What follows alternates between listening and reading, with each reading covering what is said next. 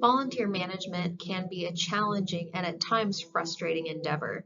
There are complications that you don't see when you're managing employees. It's an entirely different animal.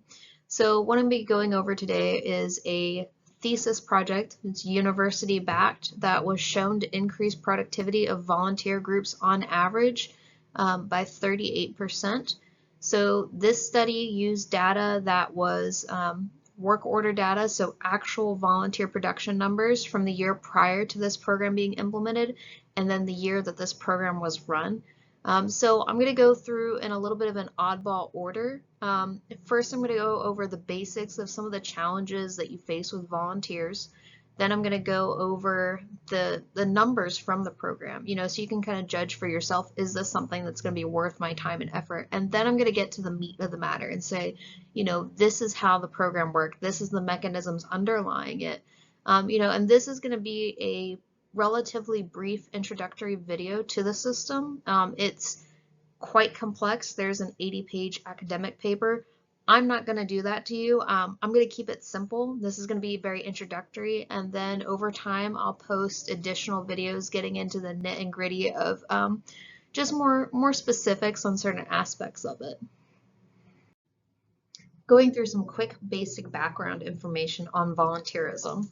So some of the challenges: volunteer labor is less dependable and of a lower quality than paid labor. So what this means is that if you have one volunteer and you have one employee, you're going to get more work and a better quality of work out of that paid employee than you are from a volunteer. So it's an important goal for organizations utilizing volunteer labor to increase the productivity and to increase the quality of that volunteer labor. An additional challenge that organizations using volunteer labor are facing is, since 2011, volunteer rates have been consistently decreasing. So what this means is that since 2011, fewer people are volunteering, or volunteers who used to volunteer are volunteering less.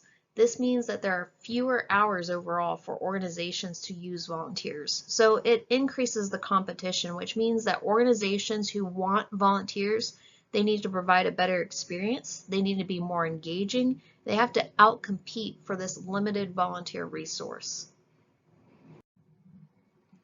Part of the problem with low volunteer productivity and availability is that it reduces an organization's ability to impact their community.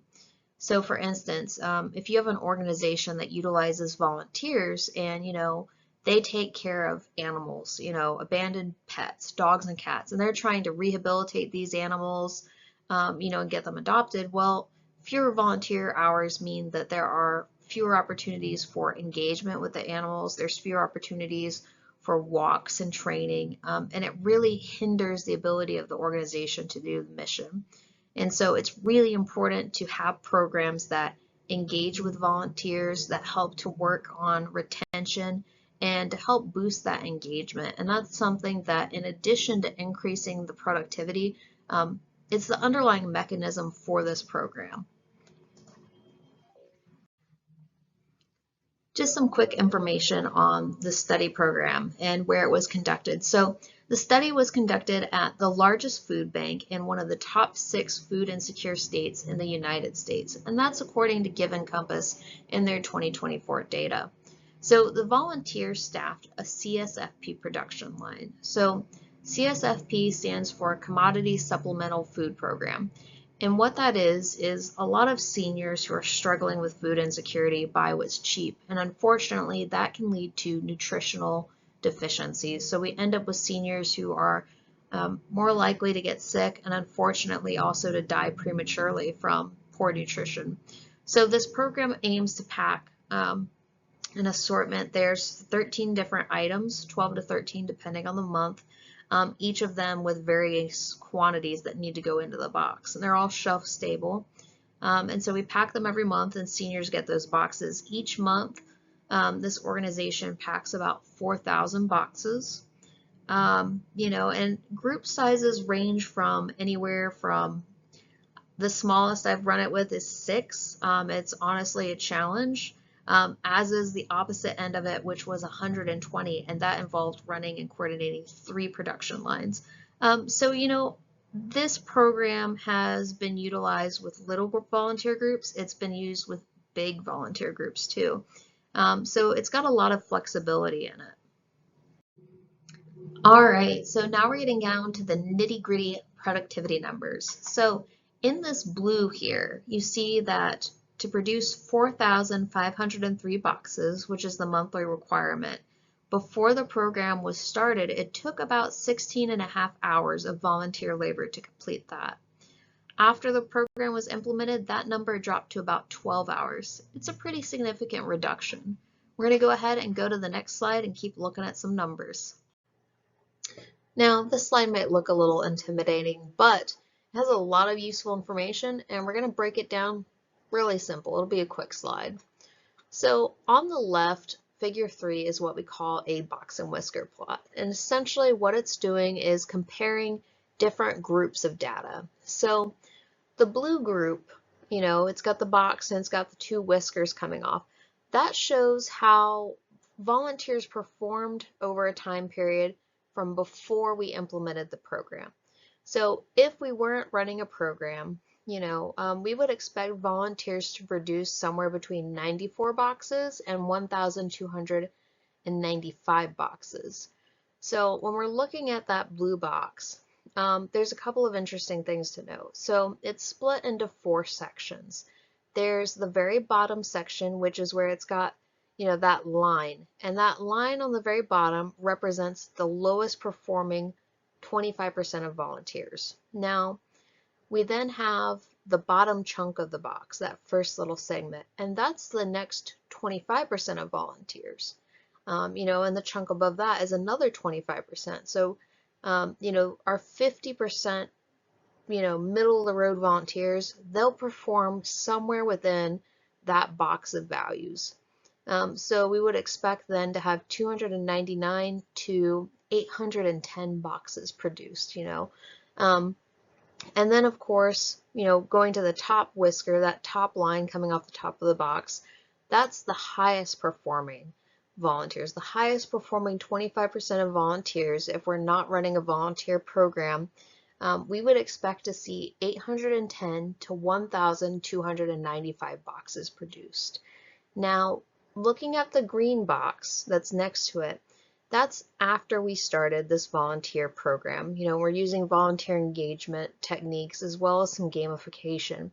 And we see that that's shifted upwards. So now our lowest performing volunteers, instead of making 94 to 300 boxes, we see they're going to make 280 to 480 boxes. And so then you can see that it's shifted upwards. One of the values that I really want to point out of being of interest is the mean value. So mean is another word for average. And so this tells us if you have a volunteer come in, big volunteer group, and you don't give them the program, you just say, hey guys, here's these boxes, we need you to fill these with these items. Thanks for your time, here you go. They're going to make on average 544 boxes. Now, if you put them through the program, then you can expect on average 755 boxes. Now, this represents a 38.68% increase in the volunteers' productivity, which is significant. And so that's for the average. That is on a whole. Now, one interesting thing about this data is that the largest percentage increase overall was actually from the lowest performing volunteers. So again, where we were talking about, this box and whisker plot splits up all the volunteers into 25% chunks. And so the information shows that the lowest performing 25% of volunteers actually had the greatest increase in productivity. They actually increased that productivity by 197%. And I don't have enough data to tell you exactly why that happened. My personal theory, just from experience with volunteer groups and running the program, is that this program has a really strong impact on people who were not motivated, I call them the volun-tolds. We get a lot of volunteers at times that they don't want to be there. Their boss made them come, a court made them come. They had a bad day and they're not in the mood. And so when you use a program like the one that we're going to be discussing in a little bit, it helps to give them a reason to care. It gives them this motivation, and suddenly they go from the most underperforming, uncaring volunteers you can imagine to being motivated to actually try. And it makes a really big difference for that group. And so that's just kind of some interesting numbers. We'll go ahead and look at the financial impacts of the program next, as far as the cost and what came of it from the program. So a program that increases volunteer productivity, that's great, you say, but can I afford it? And the simple answer is yes. So I actually didn't purchase anything for this program when I ran it. I did, however, have supplies that the nonprofit organization already owned, and I repurposed and reutilized those. We did also have a colored printer, so when I did pricing for the calculations, I acted as if I had to go and buy everything new. So if I split it pricing wise, I looked at Amazon's prices, Walmart's, Office Depot, and I took those average values. So I use a 27-inch computer monitor for my display. I bring in these large groups and I run a PowerPoint presentation. I think that the visuals are important. It helps people to engage. It also helps me to, present. And so I like having that monitor. I just have it up on a rack in my area. It's about 6 foot off the ground so people can kind of look up at it. I use a 6 foot folding table. I have a banner that I found that was in a closet gathering dust. I wiped it off, wrapped it around the front of that table and made a nice presentation area. I have a cork board up there that I pin awards to, and it just makes a nice display. And so the cost for all of that, if I had gone and bought all those items brand new, would be $225. And so then I also did labor calculations based on, I developed a lot of materials for the program. As far as when I started the program, it was literally to bring people in and say, hey guys, we have these, it was a pastel colored sheet with a giant numeral printed on it. And then it was laminated and written underneath, an expo marker was the name of an item. So for instance, milk and a giant number 1, and it was taped on the wall, and they said, put that many items in that box, pass the box down the line, and do it again and again. And that was the instruction you got, and that was the materials. So when I came in, instead of having that, I took, and I made a picture of a cow, and then I put a giant number 1 and the word milk, printed off, laminated it. Just visual materials as well as the concepts. And so I did a base labor calculation, which was the largest cost, and that came out to $2,250. And so you see here that the total cost for the program was $2,475.46 plus 35X. Now you ask, what is 35X? So a key part of the program is actually printing, well, not printing even, but creating for volunteers a certificate. It's hey, you guys have accomplished something, you guys beat a record, you set some sort of achievement, we're going to make you this award, which is actually really simple, super cheap. I mean, it literally cost me 10 minutes once I've made my template to alter in and put a company's logo in there. I will print them off, not to give to the volunteers, because I actually end up emailing the volunteers at the end of the month, and I send them an email copy of their award, but I'll print them off and put them on the display board. We also have a display wall in our bay, and so that's where, the plus 35 cents comes in. If you had to go to a library and pay for a colored printer, that's the average cost of 3 libraries that were in the area. So we'll go ahead and look at the final kind of results on the next slide. Now that we've looked at the financial impact of the program from a cost perspective, we're going to look at the benefits of the program. So the way that we're going to do this is by looking at the value of a volunteer's time. So every year, the Do Good Institute calculates the value, the monetary value of a volunteer's time. So for 2024, the national average value was $33.49. When you look at a productivity increase of 38.68%, this calculates out to a gain of $12.95 for every volunteer's hour worked. So that puts our volunteers program hour at $46.44. Now, when we have an average group size for the CSFP of 25.94, so essentially 26 people, when you multiply that out, every time we run a production line, on average, we gain per hour $336.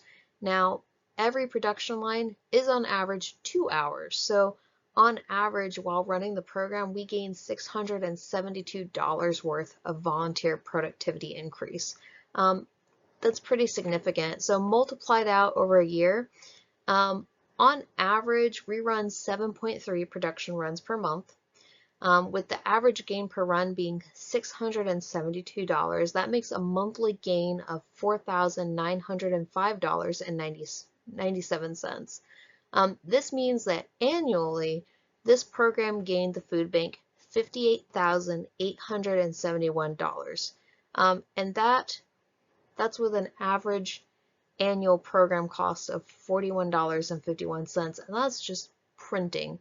You know, because once you develop this program and you have it implemented, you know, the ongoing cost to keep it running is printing certificates, you know, every year. The way that I did it was calculated out for, you know, printing new wall signs annually, which I've been running my program for 2 years now. I mean, I've not had to do that because they're laminated. I go out every once in a while and wipe them down. Good to go. So the program has some really positive financial impacts with very minimal inputs required. This slide is on here, honestly, purely as just a proud mama hen moment. So looking at figure 4, this is just showing the cost of the program versus the benefit of the program. So at year 0, you know, when I calculate in all the cost of labor to develop the program system, you know, it costs $2,475. And during that year, made $58,872. And the nice thing with this program is once you have it developed, you know, that program cost drops down to $41.51, which is really great. And that's literally just the cost of printing. You know, and that's assuming that you need to print new wall signs every year, which you probably won't. But we're going to go ahead and move on to the next slide now that I've had my I love this beautiful figure moment. And we'll get into the theoretical framework of the program and how you can use those techniques to apply to yourself. So now we're going to get into the foundation theoretical framework that this program uses. So past all of the organization-specific, you know, program-specific materials is this foundational system. And what it is, you know, there's a lot of volunteer psychology, there's a lot of engagement techniques that go into it, and it's on this 3-step system where you have to align, you empower, and you energize your volunteers. And it's using different tools, and underneath it is different premises, different, you know, kind of accepted rules of psychology, really. And so we're going to break through each step, and I'm going to give you guys examples from my program of what I did in my specific situation. And so we're going to go ahead and go into that in the next slide. The first step is to align volunteers. So the premise is that volunteers arrive in various emotional states. people who haven't worked a lot with volunteers, something that I've commonly heard said is, well, the volunteers are here, they're excited to be here. They're going to be great, energetic, ready to work. And the fact is we do get some volunteers that they're excited, they're energetic, they're ready to work, they're here, they're happy. But we also get a lot of volunteers who are not happy to be there. And that's sometimes what I refer to as the volun-told. They were volun-told that they were volunteering. And so their boss made them come. They had a court assigned, required, you're going to go volunteer and better your community.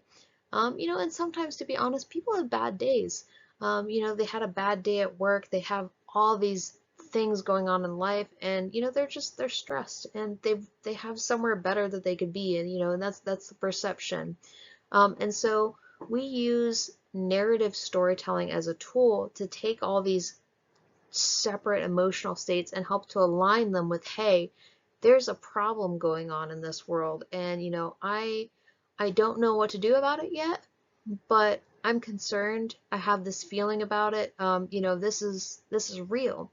And the mechanism of that is essentially we're using narration to shift people's emotional states by inducing empathy, and that puts them in a negative valence state. And that's a lot of like psychological jargon there. And essentially what it's saying is that we're going to tell people a story, and it needs to be not a made-up story, not a fictional story, a real life story about someone that your program is going to directly impact, or someone that could have benefited from your program. And hearing about people in that context, it more directly influences people, because instead of being this abstract concept, suddenly there's a face, there's a life, there's a story associated with it. And so people realize something's going on, and I don't know what to do about it, but I want to be a part of fixing it. And so that's where next we're going to go in. I'm going to show you guys a slide that I use in my program that I present to volunteers. And it's the slide that I use to align and to say, let's focus on what's important here. So we'll go ahead and look at that. So we're just going to go over a brief presentation on what we're going to do in this area, why it's important, and why you guys should care. So we nourish seniors who are in need. So 15% of South Carolinians over 60 went hungry in 2022, and that's despite programs like ours that are specifically targeted to feeding seniors who are in need. South Carolina is the 9th in the United States for senior hunger. We have 2 times the national average for seniors that are struggling to eat on a daily basis. The level of food insecurity is really high in our state. So the box contents that we're packing today target nutrients that are often lacking. Unfortunately, commonly what we'll see with seniors that are struggling to eat is that they buy what's cheap. And so if that's a loaf of bread and a jar of jam, that's their meals for the week. And so we end up seeing seniors with nutritional deficiencies. So they're lacking in minerals, vitamins, proteins, and unfortunately this can lead to illness and premature death. So what we're packing today is an assortment of fruits, vegetables, meat proteins, non-meat proteins, some dairy items, and some healthy carbs to help round it out. So this program really makes a big impact on people's lives. Each box is going to have 105 servings of food. One thing that I do like about this program is that it's actually by the seniors in the household. So there's an application process. Unfortunately, because we don't have enough food to go around, there is a wait list. But once a household gets into the program, every senior in that household gets a box. And so that means if we have an elderly pair of grandparents living together, they get into the program, each of them gets a box. So it really helps out the household as a whole. So why it matters and why I care. For me, when I come to this program, I think about a kid and a dog, and it's a little cliche, but the reason why is when I was a teenager, I was in the grocery store with my mom, and there was an elderly woman in front of us with a little boy, and she was trying to buy this bag of dog food, and she just kept swiping her card over and over, hoping that it would process through, and it didn't. And My mom ended up buying the dog food for her, and we ended up talking with her afterwards. And what had happened was she was on a fixed income and she was doing okay. And then she got the call that her grandkid had been abandoned. The parents just took off and never came back.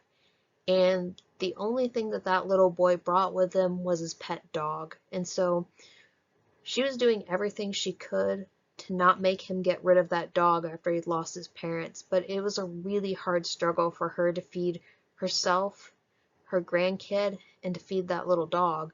And so I think about them because this program would have really made a big impact in their lives. It would have made it so that they didn't have to struggle so hard. And so I think about them and I think about all the people in the community that are like them. So you can see the hunger and you can see the loneliness. So the way that the numbers play out is 1 in 7. So 1 in 7 seniors in our community is struggling with food insecurity. And the way that I think about that is about every time I go to the grocery store, I see 7 seniors, and statistically, one of them is struggling to buy food on a daily basis. So that's a really shocking number to me, and it's just surprising. Hunger is a silent issue. We can be surrounded by people that are struggling and not realize it. And so it's just really important to keep that in mind. Because one day it might be me, it could be any of us. So there's a really common misperception that these seniors should have worked harder, saved more, done better when they were younger. But unfortunately, the truth is since 2020, we've had a 25% increase in the cost of food. And so that means seniors who spent their whole lives saving what they were told was going to be enough, now when they can't go back to work and they can't make up that income difference, they need 25% more just to eat.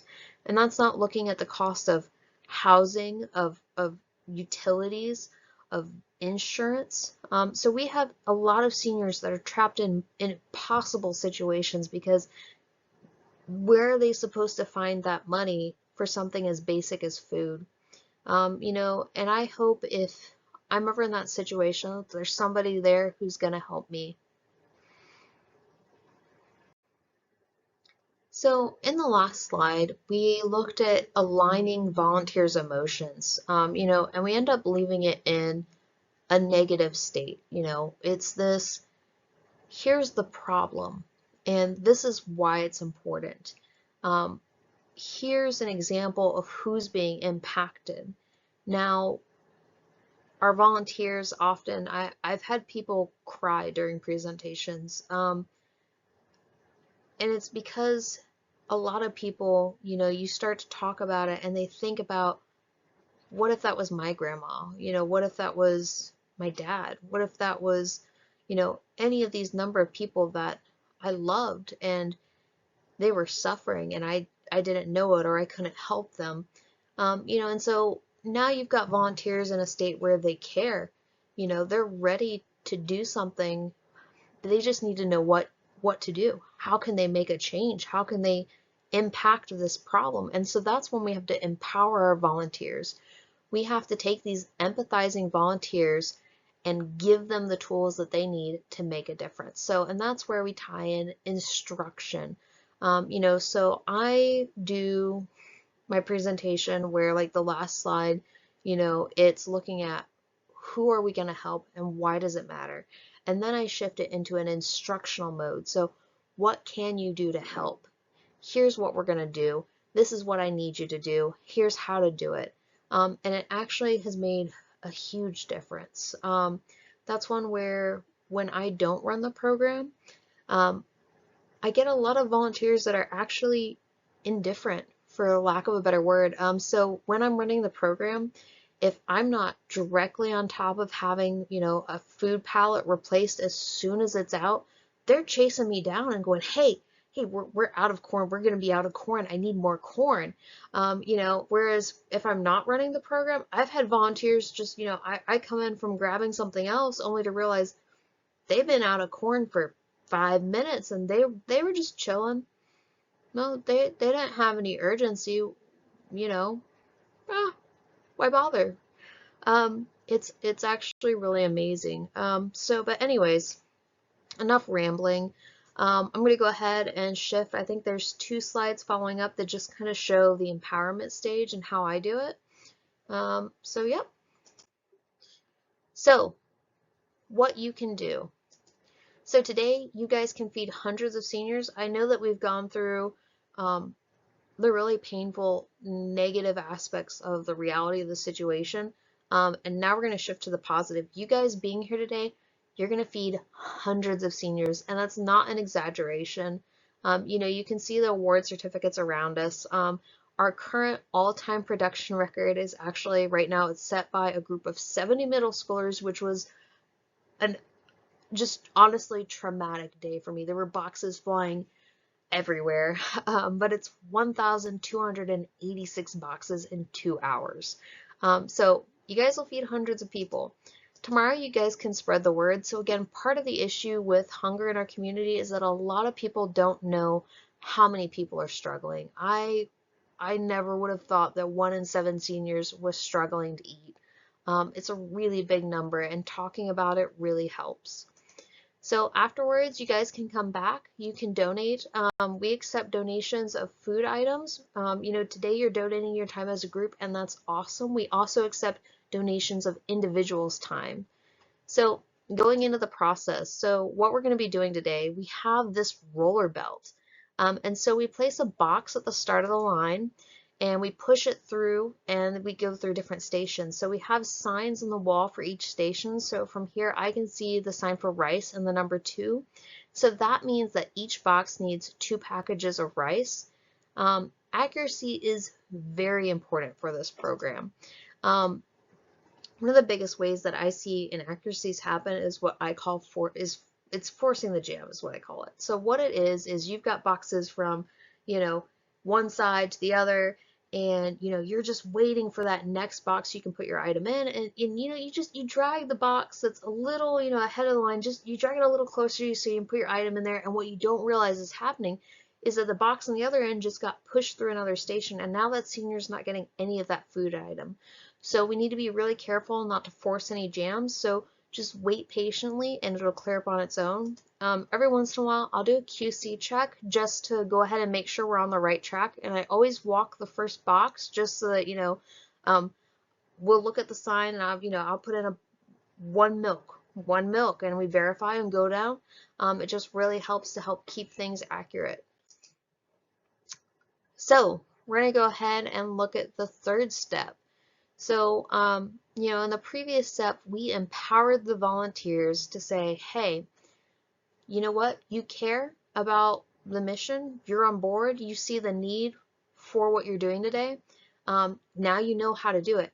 And then step 3, we're going to energize. We're going to give them some extra motivation to do it and do it well. And so the premise is that a positive valence state volunteers, they have a more satisfying experience and they're more engaged. So, when you come in with the narration, you tell them this sad, horrible reality about the world and that you're trying to make a difference, and you give them the tools to make a difference. And that's a little bit positive. That makes it, yeah, I'm going to do my best. But when you put a game on top of that, suddenly it becomes the competition, that spirit of I'm going to do better. I'm going to do more to help this cause than any other group before, and I'm going to rock it. People get really, really, really into it to the point where, people almost get feral competitive. You kind of have to regulate that. But you just have to have a developed game mechanism that allows those volunteers to channel their need to do good into this positive state of we're going to have fun, we're going to be productive, we're going to be competitive. There's not a lot of gaming in the adult world because it's viewed as something that, oh, well, games are for children, but games are this amazing thing that can bring joy and energy, and it can bring this vibrancy. And so that's where, honestly, it also will help with, you can use it for volunteer recruitment. So for instance, I've had different divisions within major companies. So We have some large manufacturers in our area, and so we had the first group that came in, and I'm not going to name names, but they came in and they won this award, and the manager was literally like, I'm going back and showing all the other managers what my team did, and it's like, yeah, print that puppy out, slap it on the wall, put it in a frame, like, you guys are fantastic, and that serves multiple purposes. The group is proud of the work that they accomplished. They have this tangible, I did something fantastic for this group of people that needed me, for this group of animals that no one would help. And so it's this really positive thing for them. It's really validating their needs to accomplish something positive. And then you also have people that, maybe they don't really care about, the emotions. Maybe they really didn't buy into your narration, but they are an inherently competitive person and they will win. And so you're kind of capturing that other group that maybe didn't get snared up with the first attempt. But it also leads to, sorry, I lost a little rabbit trail rambling there. It also can lead to recruitment of additional volunteers by just word of mouth, because, you give someone an award, they're much more likely to talk about it. They're much more likely to have it printed out and put on their wall, on their desk, on their, whatever. So it serves a lot of benefits to really have a game component built into it. So the game that I used for this production line is actually stupid simple. Like, I mean, stupid simple. Like so basic. So I'm going to go ahead and show you guys just the award certificate that we used for the program. I literally generated it. So originally I tried to do it within PowerPoint, and PowerPoint fought me and I gave up, and I made it in Word. I find that it's easier for printing. I don't know, I like it better in Word, so that's how I did it. But we'll go ahead and go to that slide and you guys can see that. This certificate is the foundation of my game program. It's stupid simple, like so simple and yet so impactful for volunteers. So essentially what it is when I have a group come in, if they break a record, and there's lots of ways to make sure that, not that they're going to, but to make it more likely that they're going to break some kind of record, they get the certificate. And so, under your logo, it has my, for my certificate, it's got the organization that I work for, it's got their logo. Underneath, I have my signature and my job title, and the little boxes that are blacked out above it, that's my boss and my boss's job title. And then, on the left there where it's got the aligned arrows, the empowerment hands and the, energized lightning bolt, right there, I would usually put the company's logo. So the group that's competing, that's where their logo goes. And you can pull that from the internet. I've had groups email me their logo when it's something that's oddball and very specific. And so, but people love this. It literally takes me 10 minutes tops to customize a certificate, because all I'm doing once I have my template built is I'm going in, I'm pulling a logo from somewhere and putting that in, and then I'm altering, the numbers on the award medallion and potentially the category. So, it's really, really, really important that the awards matter.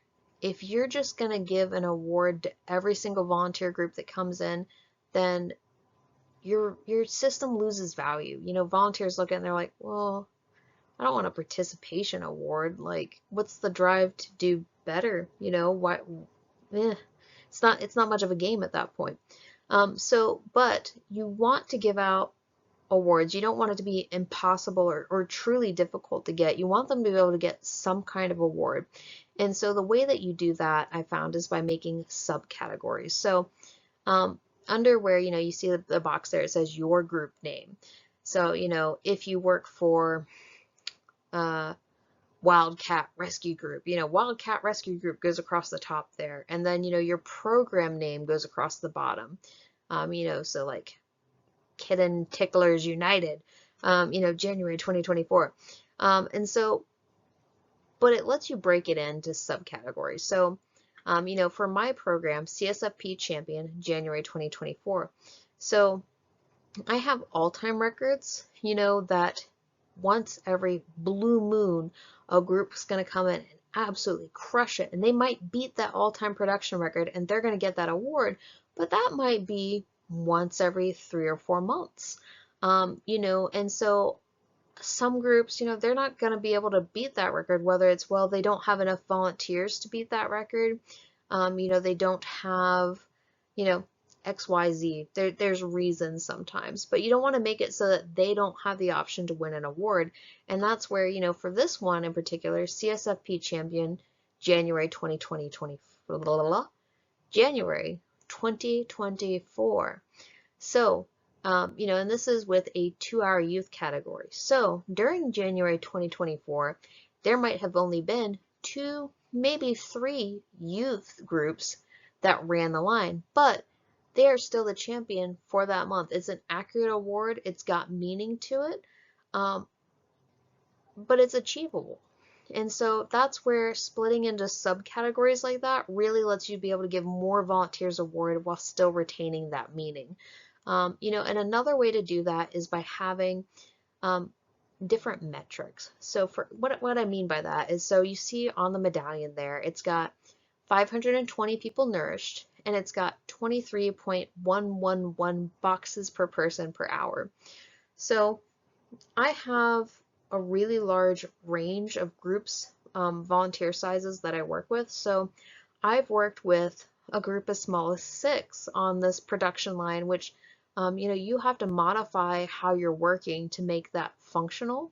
And I've worked with the largest group was a little over 120 people. And so 6 people are never going to match the production of 120 people. Never going to happen unless the 120 people are in, some sort of sit-in for silent protest, which you have other issues at that point. But I want those 6 people, if they come in and they work hard and they're doing a great job for me, I want to be able to reward them. I don't want it to be just, well, you brought the most volunteers, I guess you win. And that's where the boxes per person per hour calculation comes in. So essentially, I'm looking at the efficiency of the volunteers. How well did you use the number of people you had, the time that you had? And so that's one where there's lots of different ways to break it out so you can reward a lot of volunteers while still retaining meaning and still motivating them to participate. Now, you might ask yourself, this is literally a piece of paper. How effective is this really going to be at motivating volunteers? And the average is 38%. It's amazing to me the differences that I see in groups when I'm running the game program, not just from a productivity standard either, but from a behavioral attitude component. So for instance, when I run the game program, if I'm slightly behind on bringing in a replacement, so for instance, let's say there's a pallet of corn, and that pallet of corn is starting to run low and they're competing.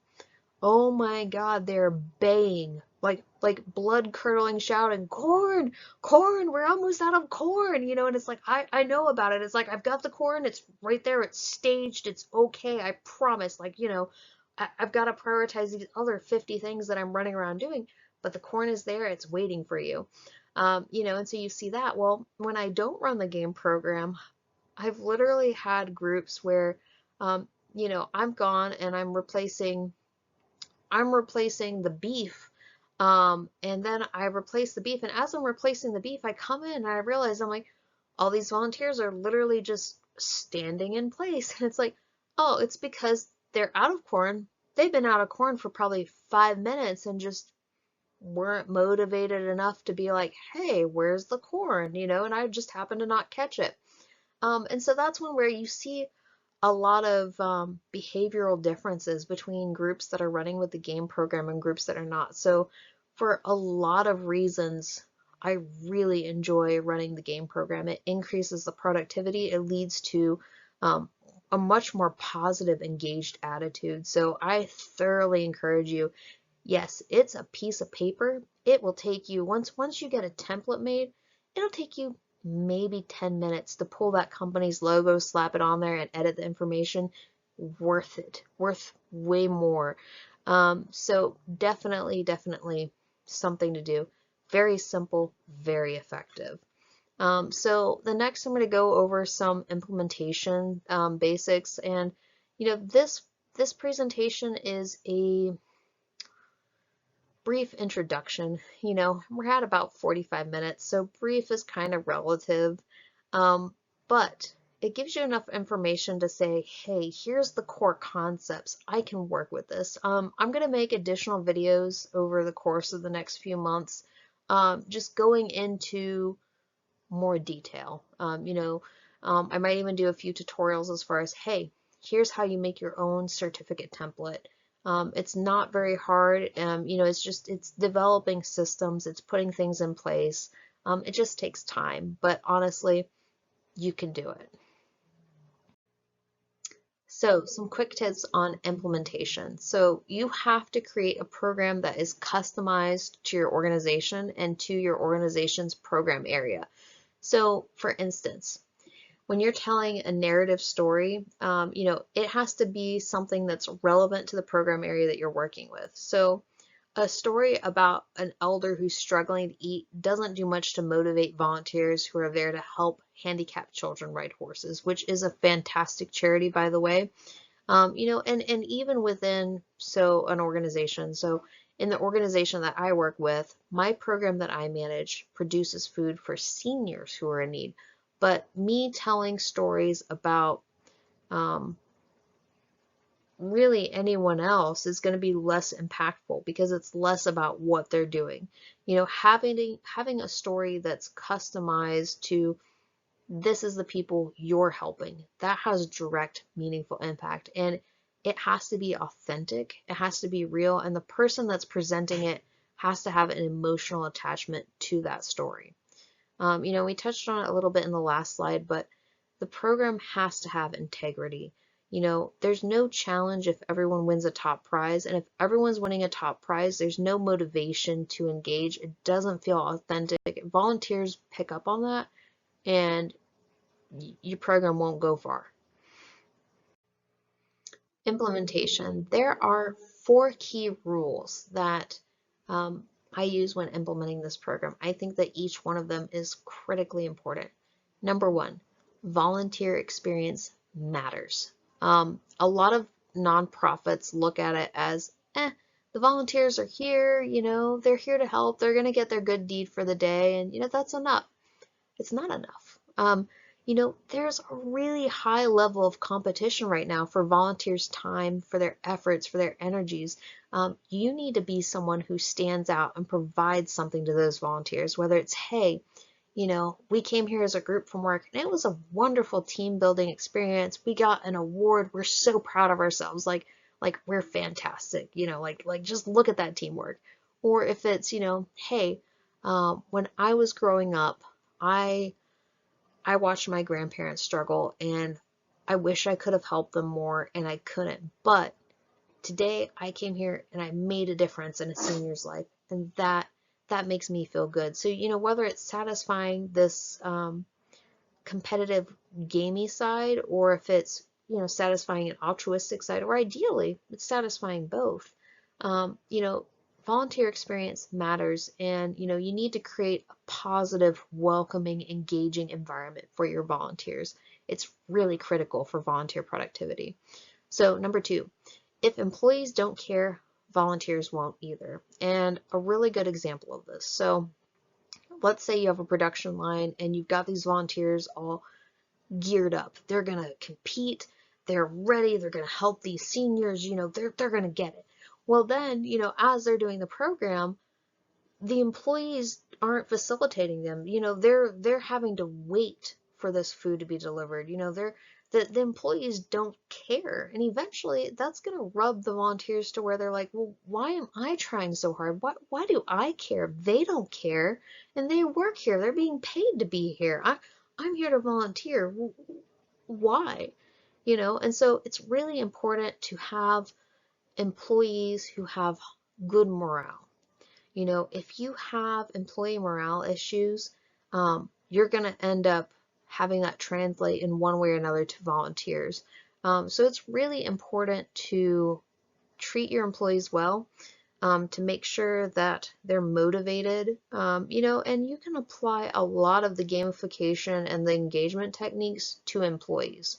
You know, and there's a fine line there because, you know, again, you have to be genuine. If you're disingenuous in this, it'll come across. People pick up on that. You know, it doesn't matter how smart you think you are. People have pretty solid built-in meters for falsehoods. So find a genuine way to connect your cause with people. Find a genuine way to show employees that you value them, and that you want them to value your organizational mission and your volunteers as well. Being prepared shows that you cared. So if volunteers show up and you're not ready for them, you don't have everything prepared for them, you're not set up to help them succeed, that shows them that you don't care and that they shouldn't care either. And that goes into point number 4, is that you get out what you put in. So, you know, if I'm running a production line and I am really slow energy that day and I'm just kind of plunking along, volunteers are going to mimic that. They're going to pick up on that and go, well, we're just going to plod along too. Or if they were super motivated and they're there to compete, like let's say, you know, this other division from their work was in last month when, you know, the employee running it was super high pitched and, you know, their coworkers in this other group set a record and they're there to set a record. Well, when you're not into it and that employee is just kind of plodded along, they're going to get really upset. So it's important to have these 4 implementation, these key rules of implementation really locked down because they can undermine your program. So this is just some anecdotal, so not supported by data analysis. It wasn't a part of the thesis where I could say, yeah, you know, this is what the data shows. This is my personal kind of feelings and experiences, which the last slide was too, kind of. But volunteer experiences of the program were not measured due to program limitations, and what that means is I didn't have a survey that went out using like a Likert scale, you know, 1, no, not at all, you know, yes, you know, 5, like yes, absolutely. You know, I didn't measure how volunteers felt after the program, you know, and part of that had to do with just time limitations and data collection and blah, blah, blah, university. But anecdotally, I got a lot of praise from volunteers for the program. You know, they enjoyed it. It was fun. They felt that it was well ordered. They felt engaged. You know, I've heard many, many, many times, you know, we go to volunteer events with our company groups and, you know, this is one of the most well ordered, well organized. We felt, you know, we knew what to do. Volunteers want that. They don't want to feel like, oh, we don't understand what's going on and we're kind of just lost and bumbling. No one enjoys that. So I will go on and say that other groups moving forward, if you wanted to do a study looking at the impact on volunteers' emotions, their perceptions of the organizations, I think that it's going to show a really strong impact, you know, in increasing positivity for volunteers' perception of the organization and their enjoyment of the program. So go ahead and go to the next slide. So donations made by volunteers post-program participation was not tracked or evaluated as a part of my research project. It's not in my wheelhouse. It's not in my area. It really would have been a difficult thing for me to do. I will say, however, talking with people who are in that department, I know that there were some impacts to the donations after people had participated in the program, with them saying, hey, you know, I felt really impacted by this and I'd like to get involved. So I know that that's anecdotally, there were some instances of that. I will say something else to consider is that you can pair up things. So for instance, one thing that I thought would have been really cool to do is, so if I prepare this packet and I say, hey, your group's coming next month. Here's the rules of the game you're going to be in. Here's the layout. Here's, consider this, and, prepare. But additionally, you can earn bonus points. So, and the way you earn these bonus points is, by doing a food drive, so the week, the month, whatever, before you guys come, have this food drive, collect these food donations, bring it in, we'll weigh it, we'll evaluate it, and we'll add those onto your score. So, if you have an organization that has needs, help the volunteers to fulfill them, help them to get engaged with the process. A lot of times I think that we underestimate, we don't bring enough creativity to the process, and there's a lot that we can do with volunteers. So something that I've seen commonly with nonprofit organizations is a lack of knowledge management. So often there's high turnover and low employee morale with organizations. If you have this in your organization, you might need help implementing this program because it creates additional challenges. When you have people turning over, when you have people that have low morale, volunteers pick up on that. It's a difficult situation when you're trying to run a nonprofit and you can't keep staff, or the staff that you have aren't motivated. And that's one where you really need to address issues with employees first before you try to address issues with volunteers, which that's a tricky balancing act, because if you're reliant on volunteers, and your organization's at a critical point, then you need to increase volunteer productivity. So really at that point, it becomes critical for you to have a simultaneous, you need to get employee buy-in in order to get that volunteer buy-in, and that's complex. So just keep that in mind. When you're developing programs, you need to create documents. You need to create SOPs. You need to have multiple people. You have to have some sort of record keeping, especially if you're fighting high turnover rates, because you don't want to have to develop something and then redevelop it or rediscover it or try and figure it out after someone leaves. So that's something that I do recommend having. A quick summary of the results. So the average volunteer group productivity increase with this program was 38.68%. Financially speaking, when we break out the calculations, during the first year with that increase in productivity, the company that I work for made $58,872, and that's an increased volunteer productivity. Now that represents, with a cost of $2,475, an ROI of 2,238%. That is quite good.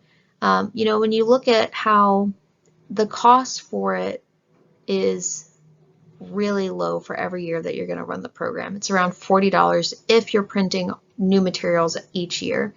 That puts the 5-year ROI of the program at 10,871%. That's really good. So I just want to say, from a financial perspective, from a production perspective, the data shows really strongly that this program has super positive impacts on volunteers. However, what it doesn't show is the emotional impact on volunteers, the perception impacts that volunteers have from this program. And I thoroughly believe that those are what drive it. It's the emotional connections that the volunteers are making, not only with the clients that they're helping through your organization, but also with your organization itself. So I think that there are a lot of positive reasons to utilize this program. I know I said this was a short video, but at an hour, it's kind of long, but I'll be making subsequent videos to kind of help elaborate on some of the more complicated issues. If you guys have any questions, any areas of interest, please post in the comments and I will be happy to address those. Thank you all so much.